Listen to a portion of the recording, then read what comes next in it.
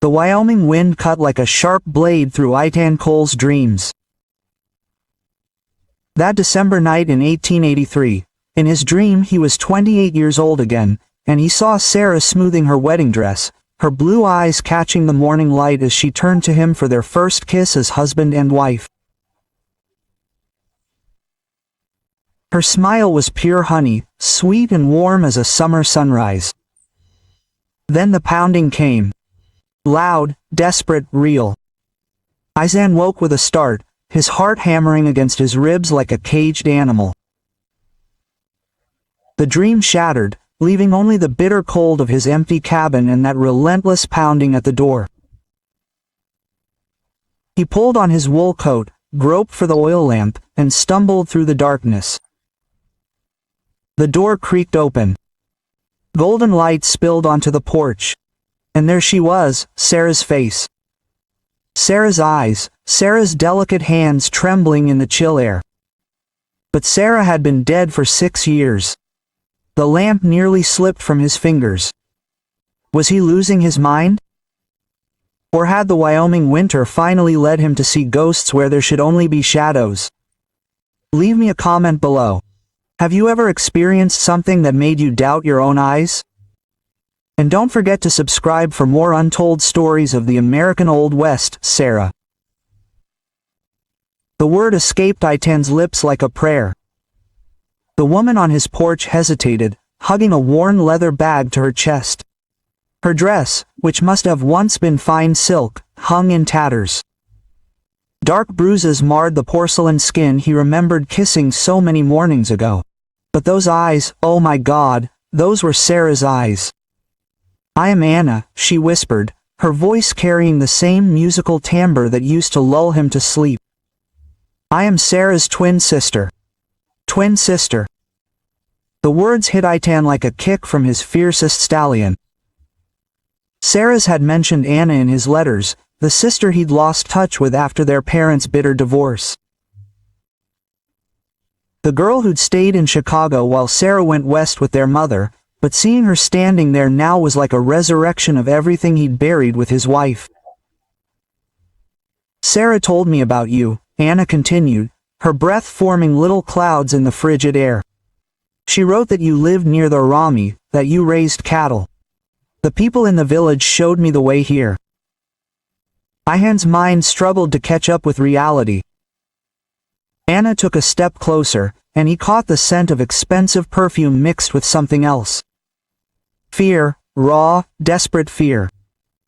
"Please," she sighed, and now he could see the tears freezing on her cheeks. "I have nowhere else to go." That was when Izan noticed the rest, the split lip, the bruises that were like fingers around her neck, like a collar of violence. The way she flinched when he tried to hold her elbow. Who did this to her? Anna's beautiful face, so achingly similar to Saray's, yet sharper, more determined, crumbled in relief at the softness of his voice.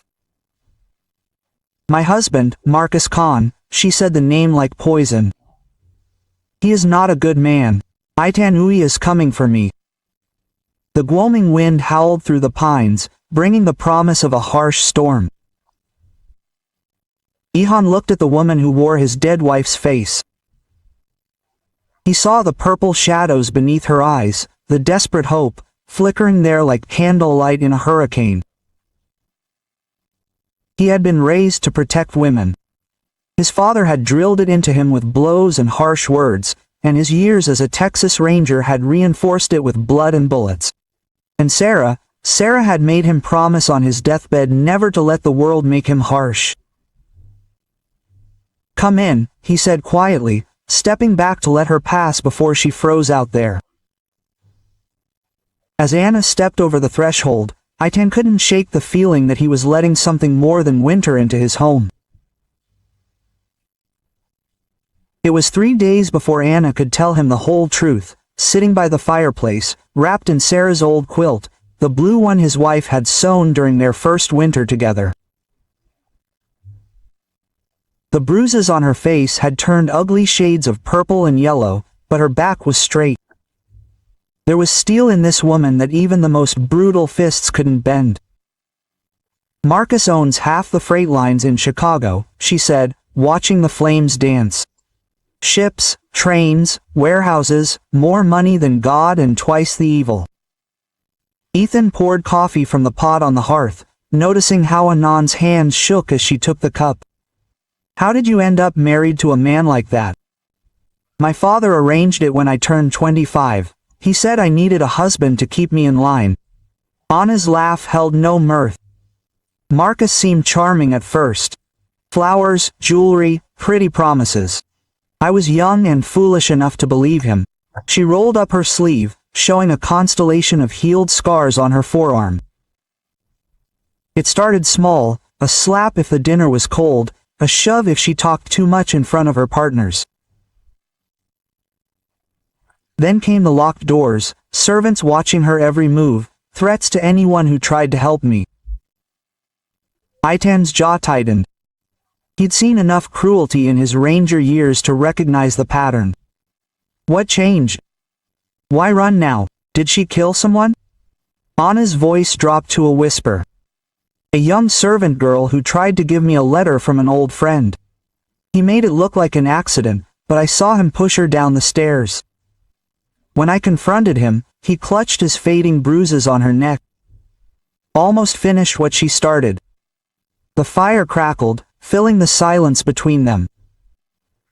Outside, Ihan's cattle lowed softly in the winter darkness. That night I drugged his whiskey with laudanum. I took what money I could carry. I took the first train west. Tosana pulled the covers tighter around her. Sarah's letters were all that kept me sane all these years. She made this place sound like paradise, wide open spaces where a person could breathe free. Izan studied her face, seeing Sarah's features but recognizing something fiercer underneath. Where his wife had been soft as spring rain, Anna had the edge of a woman who had learned to fight. He will come for you, Ian said. It wasn't a question. Yes, Marcus can't bear to lose what he considers his. Anna looked into his eyes, and for a moment, the resemblance to Sarah was so strong that he couldn't breathe. I can pay you for your trouble. I have some jewelry, some money. Keep it, quote. Ihan went to the window, looking out over his ranch, stretching toward the mountains. No man has the right to lay a hand on a woman in anger. He can stay as long as he needs. Anna was silent for so long that he thought she had fallen asleep. When she turned around, tears were streaming down her cheeks. Thank you, Sarah whispered.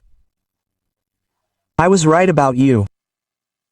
January melted into February, and Anna began to thaw along with the snow. She proved more capable than Izan had expected. While he tended the livestock, she transformed his bachelor cabin into something resembling a home.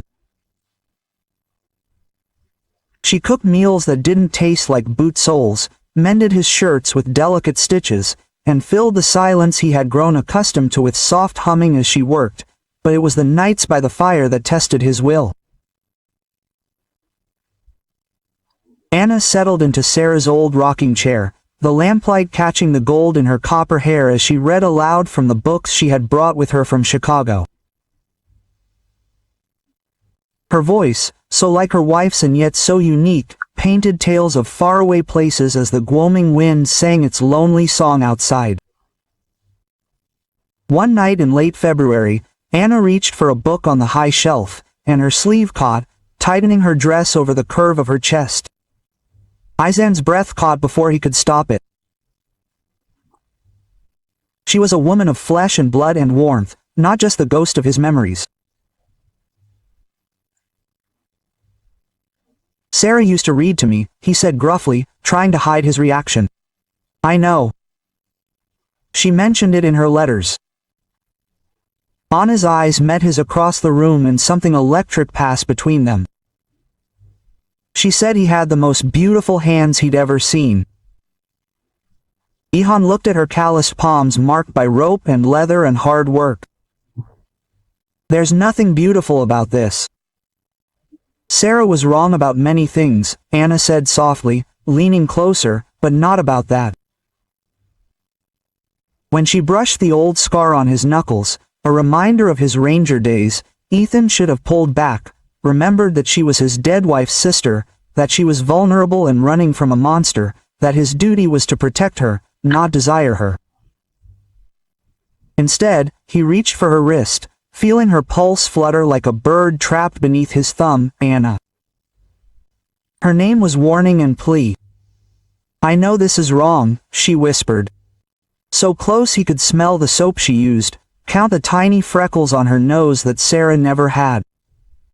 "But I haven't felt safe in 3 years, or felt anything good. When she touches me, I remember what it's like to be a woman and not just a victim." Her free hand came up to cup Ihan's cheek, and he leaned into the touch like a thirsty man. "We can't." But even as he said it, his thumb caressed Anae's wrist. She moved closer, her body fitting against his as if she had always belonged there. "Just once," he whispered against her lips, "let me feel something other than fear." When their mouths met, it was nothing like kissing Sarah.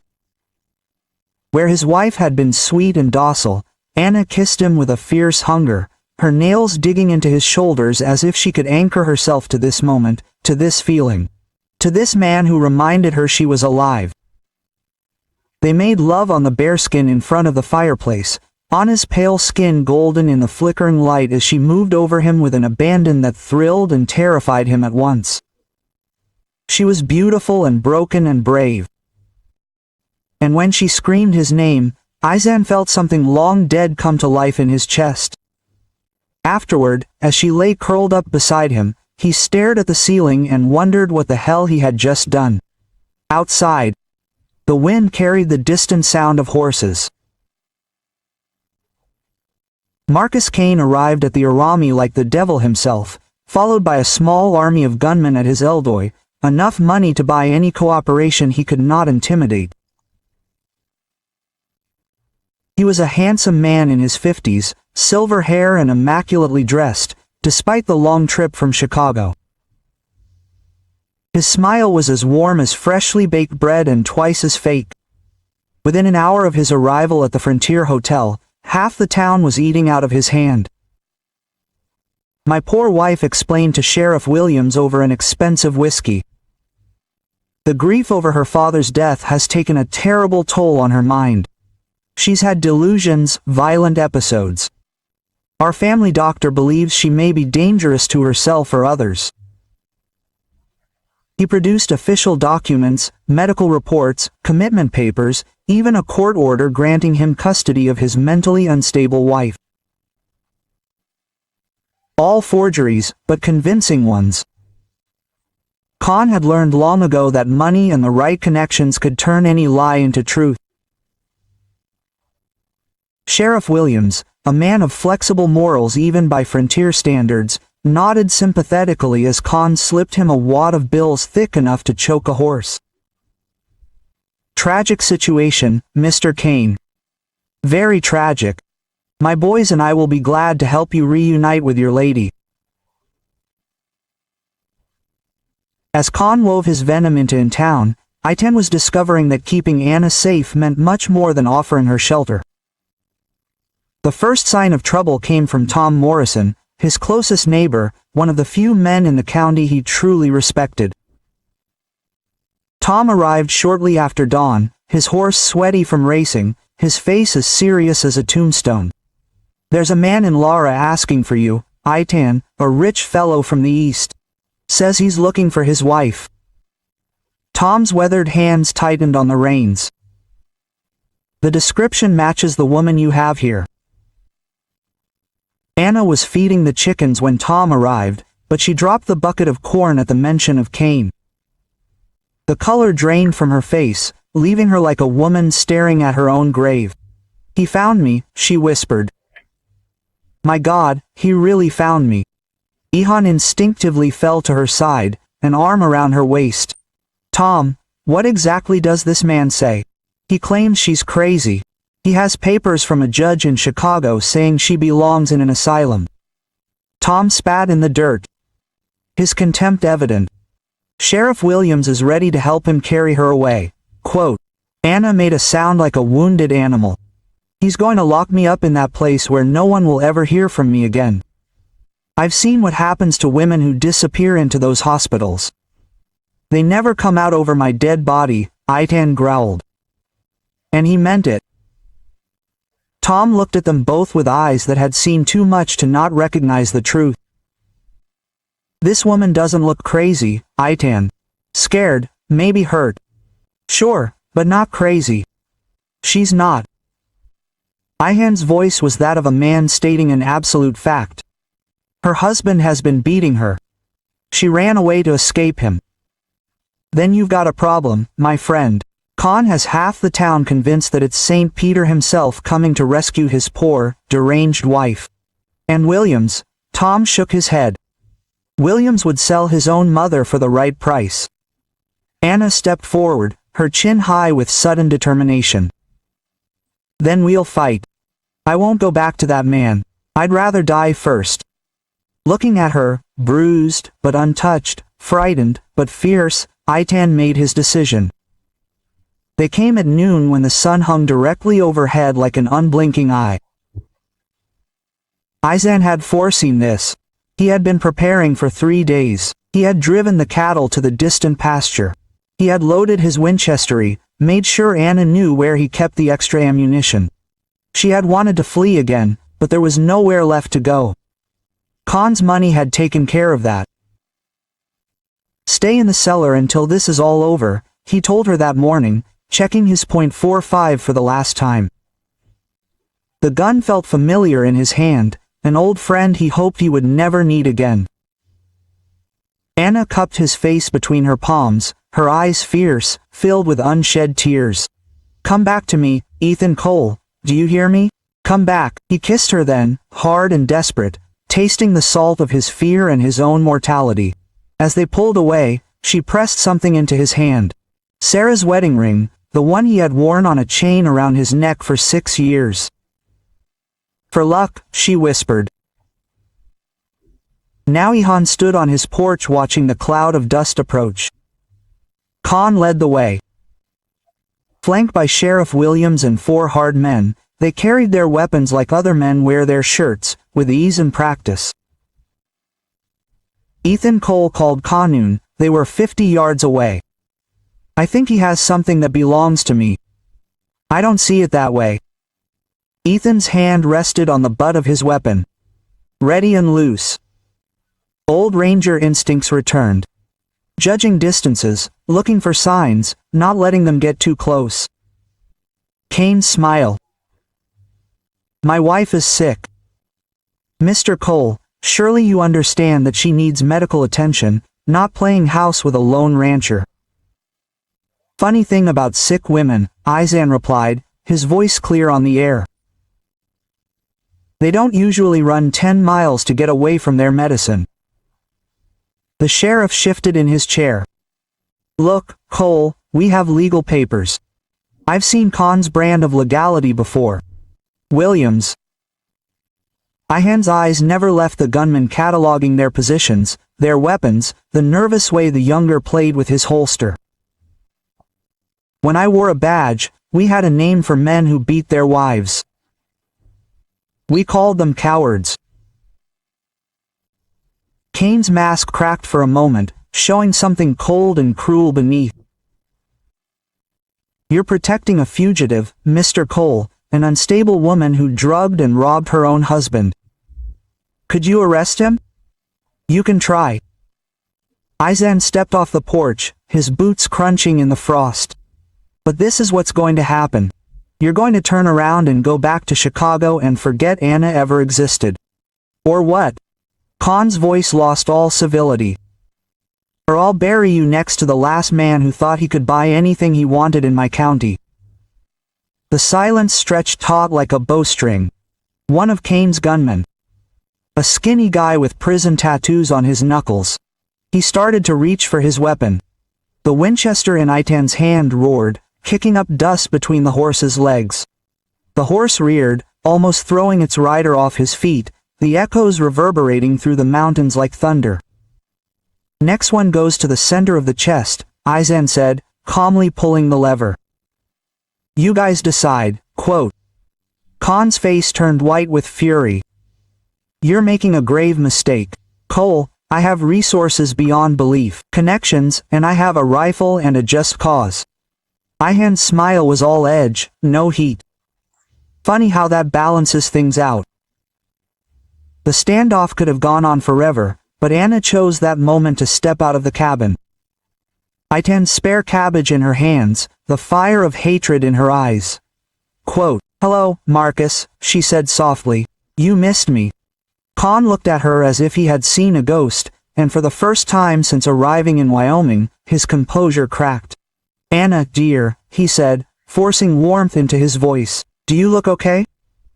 I've been so worried about you. Anna laughed, the sound sharp as breaking glass. Really, Marcus, so worried that you killed poor Mary for trying to help me. So worried that you forged medical papers to have me committed to an asylum. Khan's eyes searched for the sheriff, then back to Anna. You're confused, dear.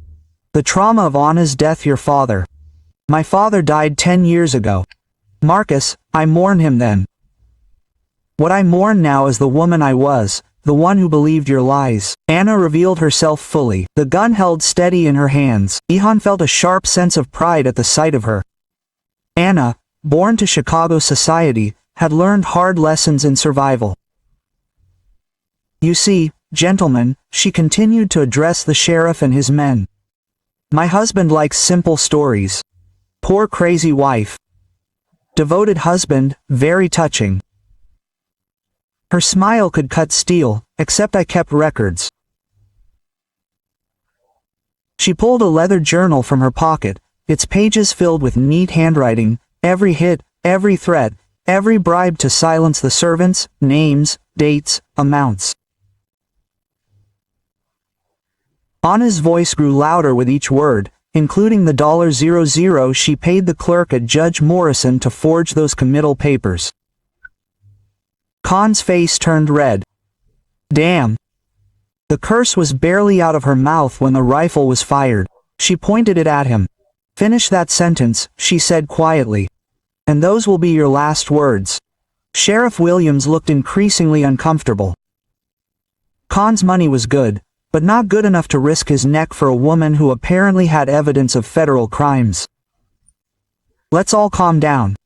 Calm down. Anna's laugh was bitter. I haven't been calm in 3 years, Sheriff. Not since my wedding night. When my husband showed me what kind of man he was, he rolled up his sleeve again, showing off the scars. These are from the first month of marriage. Do you want to see what the next 2 years brought? Khan's gunmen shifted nervously, clearly reconsidering their employer. One of them, the youngest, even tipped his hat to Anna. Ma'am, maybe we should. Shut up, Kane snarled. She's lying. Women like her always lie. That was her mistake. In the code of the frontier, calling a woman a liar to her face was almost like calling her a... Even the sheriff grimaced. Anna raised her gun and for a moment she thought he might actually shoot. God knew Khan deserved it, but instead she lowered the weapon and looked her husband straight in the eye. I'm not going back with you, Marcus. Not today, not ever will you take me by force, he pointed at Itan, then at the mountains. This was Gwoming territory. We mete out our own justice here. Khan looked around, his gunman avoiding his gaze, the sheriff studying his boots, Izan's rifle pointed unwaveringly at his chest. The balance of power had shifted and they all knew it. This isn't over, she said at last. Yes, it is. Anna's voice had the firmness of a coffin lid being pulled shut. Go home, Marcus. Find another woman to terrorize. I'm not afraid of you anymore. Spring had come early to Wyoming that year, melting the snow and bringing with it the promise of new beginnings. Anna stood on the porch of the cabin, her cabin now as much as Izan's, watching him work a wild Mustang in the corral. His movements were patient and gentle, earning the trust of an animal that had every reason to fear humans. It reminded her of how he had treated her in those early, terrifying days, offering security without asking for anything in return.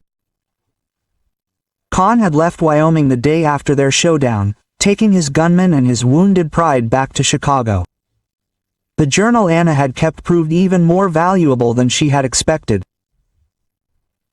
The federal marshals were now very interested in Marcus Kane's business dealings, and several of his political contacts were suddenly under investigation. Anna was free, truly free for the first time in her adult life. Her thoughts were serious when Ihan's voice interrupted her reverie. He was finished with the Mustang and was approaching the porch. Her shirt damp with suitor, her eyes warm with that peace she had learned to treasure. Thinking about how far we had come, Anna settled into his arms, still marveling at the simple miracle of being touched with tenderness and not violence. "Sarah would have liked to see you happy again." "Sarah would have liked you," Ian replied, kissing her 100. "But Anna was the one who taught me the difference between surviving and living."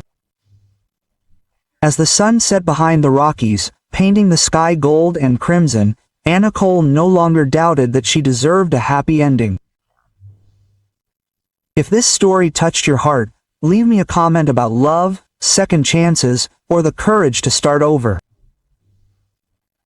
Don't forget to subscribe for more tales from the untamed American West, where the strongest hearts were forged in the hardest of times.